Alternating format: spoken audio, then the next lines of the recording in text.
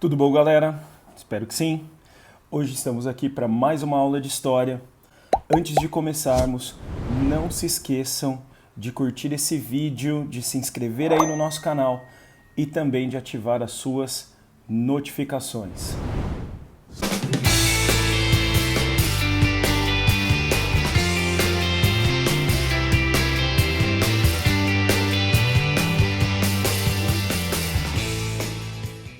Hoje o nosso tema será... Pessoal, vamos falar aqui hoje de um dos períodos mais conturbados da história do Brasil. Vamos falar sobre o período regencial. Antes de começarmos ali propriamente apontando os principais fatos desse período, que foi entre 1831 e 1840, vamos analisar o contexto aqui que nós estávamos vivendo nessa época, o contexto internacional que refletia, obviamente, aqui na situação do Brasil. Então, nós tivemos ali em 1815 o fim do Congresso de Viena.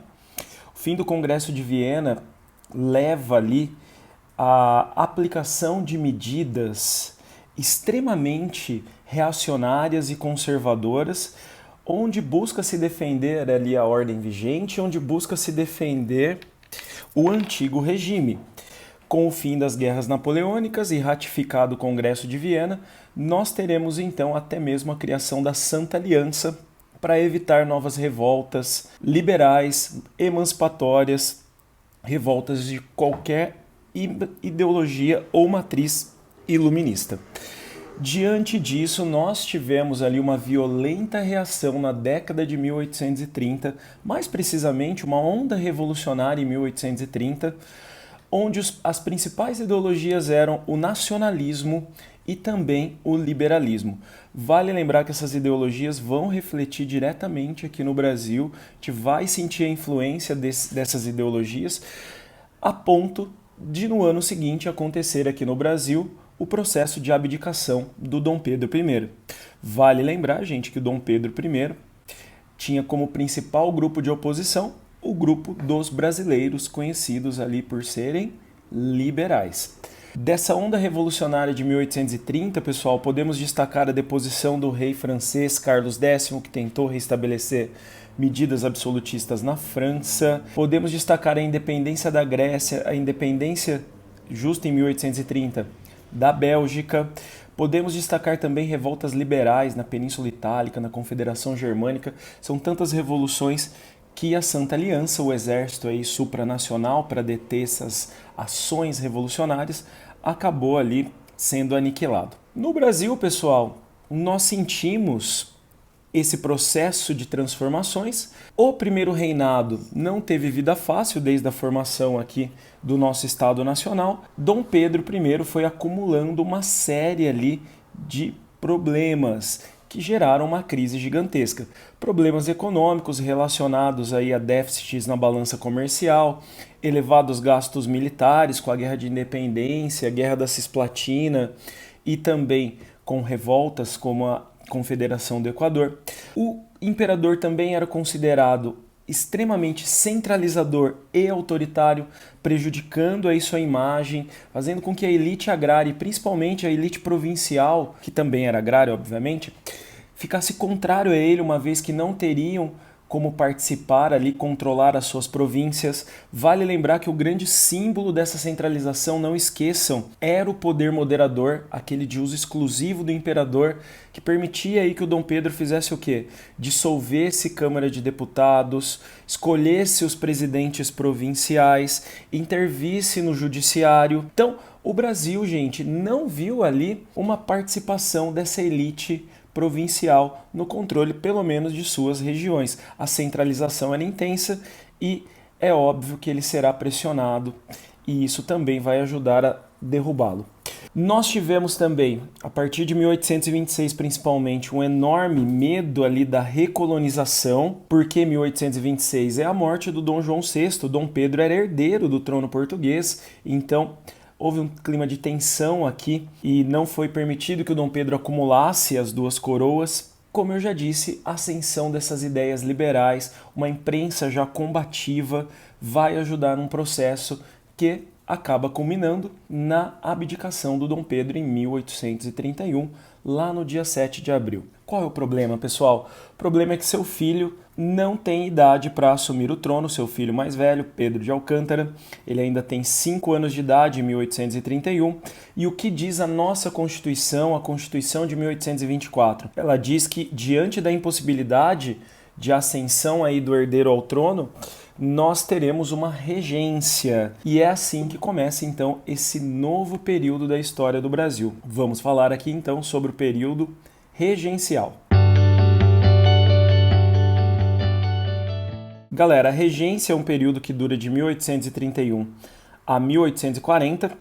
Segundo a Constituição, Dom Pedro II ou Pedro de Alcântara deveria ali completar a idade mínima, e essa idade mínima, gente, se completaria por volta de 1843. Sendo assim, se a regência acabou em 1840, isso significa o quê? Significa que não foi uma fase fácil para o Brasil. Foi uma fase de muita instabilidade, de inúmeras revoltas, e nós tivemos um verdadeiro risco de fragmentação política. Dá uma olhadinha aqui nesse mapa que eu estou projetando para vocês, ó.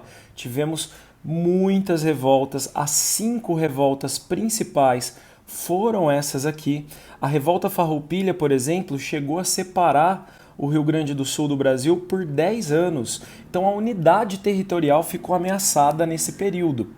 Nós vamos ter um antagonismo aqui muito grande entre defensores do centralismo. Os defensores do centralismo acreditam o quê? Num governo federal forte que tome todas as decisões, onde as províncias não têm autonomia política. E nós temos do outro lado os federalistas, que são a favor ali de autonomia para essas províncias, o direito de escolher os seus próprios presidentes provinciais, o direito de fazer suas próprias leis, ok? Então esse confronto entre federalismo e centralismo ele vai ser muito intenso aqui na regência e um dos principais fatores para as revoltas regenciais. Logo depois da abdicação do Dom Pedro, os grupos políticos que eram contrários a ele, eles se desarticulam e formam grupos bem distintos, tá?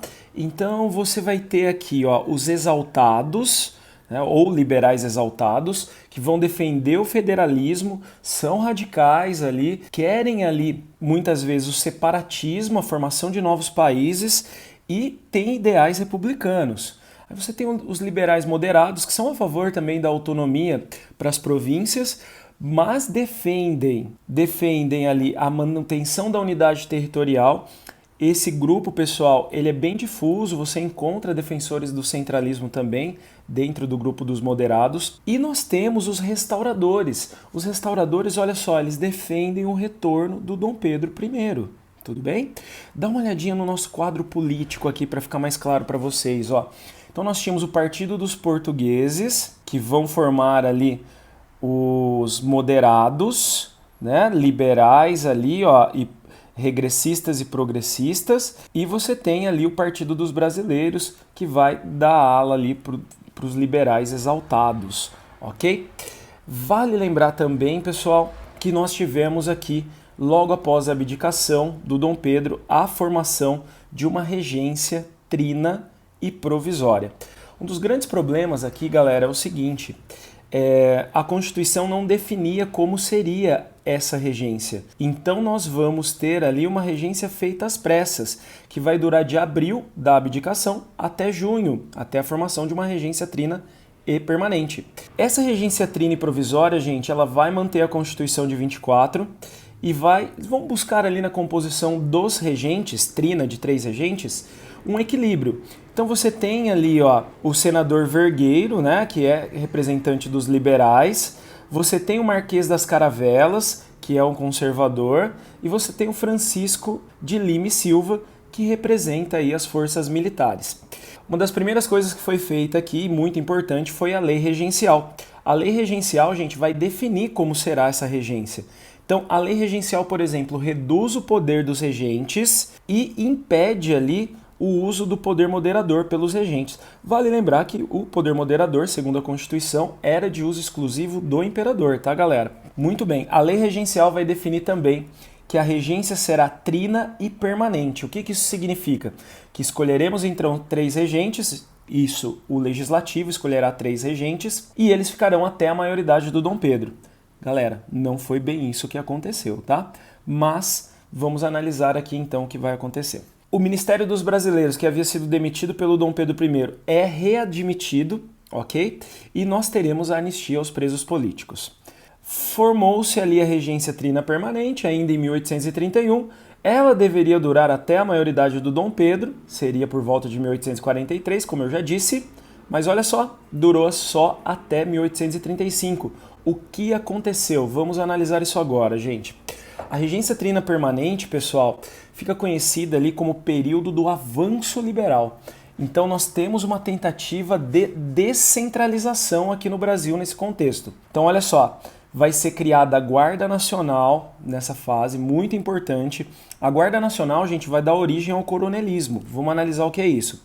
Primeira coisa, vai ser permitido a criação de exércitos particulares. Então, se você tem recursos, você pode montar as suas tropas, você pode dar armas, uniformes e você vai controlar essas tropas. Isso aqui, pessoal, é criado num contexto onde a instabilidade é enorme, onde o nosso Estado não tinha forças para manter um exército regular numeroso, e nós temos aqui, então, um processo de defesa da ordem vigente com a criação da Guarda Nacional. Mas vale lembrar também, gente, que o grande fazendeiro, o grande proprietário, ele já tem seus jagunços, ele já tem ali as suas tropas regulares que ele sustenta. Então, a criação da Guarda Nacional simplesmente legitima o poder desses líderes locais. Tudo bem? Esse líder desse exército particular, ele recebe a patente de coronel, pessoal. E essa patente vai virar ali quase que um título de nobreza no Brasil. Olha, gente, entre aspas, tá? Esse título de nobreza. Ele vai sendo passado de pai para filho. E mesmo depois do fim da Guarda Nacional, com o advento da República, esses grandes proprietários vão continuar recebendo títulos de coronéis, por isso que até hoje, em alguns lugares no Brasil, você vê o grande fazendeiro sendo chamado de coronel. Como eu disse, origem do coronelismo, tema muito importante lá na Primeira República, que nós vamos estudar posteriormente. Olha só, vai ser criado também um novo Código de Processo Criminal. Qual é a importância? Descentralização da justiça. Agora, cada província vai escolher o seu juiz de paz, que tem muito poder ali com relação à decisão, com relação ao judiciário. E, como eu disse, já é um momento de muitas rebeliões, e rebeliões inclusive na própria capital, no Rio de Janeiro, tá, gente? Dá uma olhadinha aqui nos 3 regentes da regência trina permanente, ó, Francisco de Lima e Silva, que já estava na outra regência, o Marquês de Monte Alegre e o João Braulio Muniz. Você não precisa decorar o nome desses caras, tá, gente? Fiquem bem tranquilos quanto a isso, o importante aqui são os fatos que aconteceram. Dentro da regência trina permanente, pessoal, nós vamos ter o ato adicional de 1834. Ato adicional é quando nós modificamos a Constituição. Então, a Constituição de 1834 vai sofrer ali alterações e aqui nós temos uma tentativa de descentralização, de quebra desse centralismo político. Então, vamos lá. Primeira mudança. A regência deixará de ser trina e passará a ser una. Então, de 3 nós teremos um regente. E olha só, esse regente será escolhido de forma direta, então eleição direta e censitária. Galera, por conta dessa característica de escolher o chefe do executivo de acordo com uma eleição direta e censitária, essa fase vai ficar conhecida como experiência republicana. Mas galera, entre aspas, tá? Por quê? O Brasil virou república? Claro que não, continuamos em império, estamos na fase regencial. Mas aqui se comparou a escolha do chefe do executivo no Brasil, que é o regente, com a escolha do chefe do executivo dos Estados Unidos, que é o presidente, e é uma república. São formas bem parecidas de se escolher o presidente, eleição direta e censitária. Tudo bem? Assembleias legislativas provinciais são criadas. Olha o símbolo do federalismo. Se você tem assembleia legislativa na província, isso significa que as províncias agora podem fazer as suas leis. Nós vamos ter o fim do Conselho de Estado, que representava esse centralismo, representava esse poder aí lá no Rio de Janeiro, na capital. E o Rio de Janeiro também, pessoal, transforma-se num município neutro, tá? Você separa o governo federal do governo municipal. Aqui nós vamos ter uma definição de dois grupos políticos. Ó, os progressistas, que são a favor do ato adicional, que defendem o federalismo, e os regressistas. Os regressistas são a favor do quê? Do centralismo. Os regressistas vão chamar esse tal avanço liberal, na verdade, de carta da anarquia. E isso vai ganhar muita força, por quê? Porque as rebeliões vão continuar explodindo aqui, eclodindo por todo o território. Bem, primeiro regente eleito, Padre Feijó. Então nós estamos agora na Regência Una. Padre Feijó, gente, tinha sido já ministro da Justiça, foi o criador da Guarda Nacional, que eu comentei com vocês. Muitas dificuldades de administração, a oposição era gigantesca no parlamento brasileiro, os regressistas eram ali em grande número, travavam o governo do Padre Feijó, que não conseguia apoio para aprovar suas medidas, não poderia dissolver o parlamento, porque não tem ali o poder moderador. Diante desse impasse, pessoal, e da eclosão de mais revoltas, como, por exemplo, a cabanagem, a farroupilha, a revolta dos malês, a sabinada, a balaiada, o Padre Feijó acaba abdicando, ou melhor ainda, desculpem, ele acaba renunciando ao cargo em 1837. A Regência Una, gente, tinha um mandato de 4 anos e ele ficou só 2. Galera, notem o quanto é instável essa fase, hein? Primeiro a regência era para ficar até a maioridade do Dom Pedro, não ficou. Depois a regência permanente, trina permanente, deveria ficar até a maioridade do Dom Pedro, não ficou. Aí o regente Uno deveria ficar 4 anos, não ficou também. Diante dessa situação, gente, sobe ao poder um novo regente, Pedro Araújo Lima. Pedro Araújo Lima, gente, é do grupo rival, ele é um regressista, ou seja, ele defende a centralização e começa essas medidas de centralização. Esse regressismo é marcado pela lei interpretativa do ato adicional. Então, assembleias provinciais continuam existindo, mas agora quem toma as decisões finais, sem querer ser redundante, é o regente, é o Rio de Janeiro. Você tem um controle, então, maior sobre as províncias. Você tem a restauração do Conselho de Estado. Aqui a gente está falando do tal regresso da ordem. Nós temos algumas inovações aqui importantes, né? A criação do Instituto Histórico Geográfico Brasileiro e do Colégio Dom Pedro II, que é referência ainda hoje lá no Rio de Janeiro. Mas o grande problema, gente, é que mesmo com o retorno da centralização ali, diante do fracasso do federalismo, as revoltas continuaram. E o que vai acontecer então? Pedro Araújo Lima, pessoal, vai acabar apoiando um movimento criado ali pelo chamado Clube da Maioridade, que vai dar um golpe ali em 1840. Em 1840, pessoal, nós tivemos o golpe da maioridade para tentar conter as revoltas regenciais, acabar com a instabilidade, o risco de quebra da ordem econômica e social, lembra? Escravista, latifundiária, agroexportadora. Nós vamos ter a antecipação aí da maioridade do Dom Pedro. E em 1840, pessoal, ainda ali com 15 anos incompletos, Dom Pedro II será coroado e vai assumir o trono brasileiro. Qual o motivo do golpe da maioridade, gente? Dar estabilidade ao Brasil, já num contexto onde nós temos um grande produto de exportação, que é o café. Tudo bem, galera? No próximo vídeo nós vamos falar sobre as revoltas regenciais. Um forte abraço.